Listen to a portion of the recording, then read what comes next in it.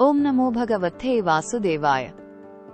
On this divine day, we start this new video wishing you and your family a blessed Sri Rama Navami.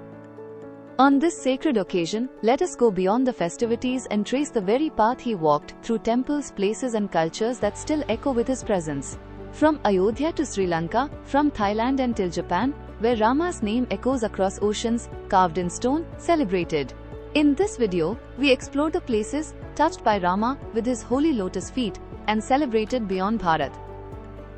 Across the ocean, in the green hills of Sri Lanka, lies Sita Elia, a temple built on the land where Sita is believed to have been held captive in Ashoka Vanam or Vatika.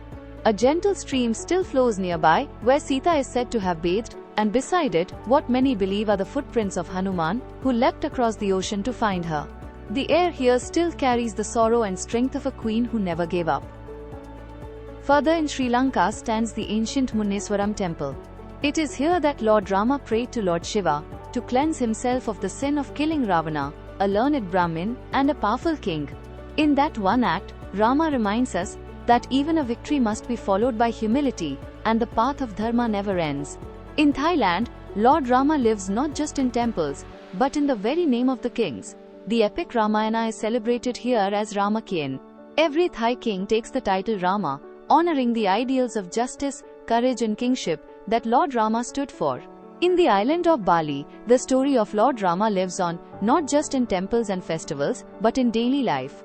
From ancient stone carvings along the Ayung River to traditional Balinese dance dramas, the Ramayana is deeply woven into their culture and spirituality.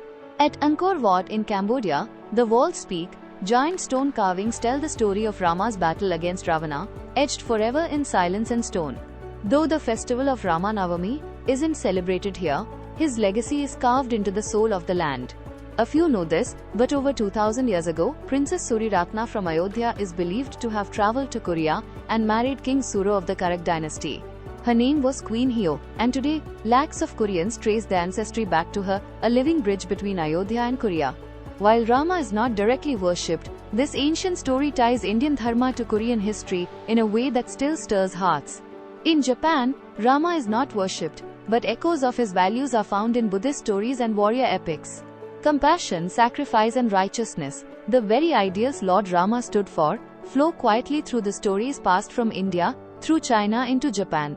It is this spiritual power that carried Rama's presence across borders, beyond Ayodhya, beyond Bharat. From Bhadrachalam to Rameswaram, from the hills of Sri Lanka to the carvings of Angkor Wat. Lord Rama's journey continues, not just as a memory, but as a living presence in temples, rivers, rituals, and hearts. These sacred spaces remind us that dharma, devotion, and divine grace are never confined to a single place. This Sri Rama Navami, let us not only remember Rama, but also walk his path with humility, strength, and compassion. If this journey touched you, do share it with others and help more people discover the lesser known footprints of the divine. Jai Shri Rama.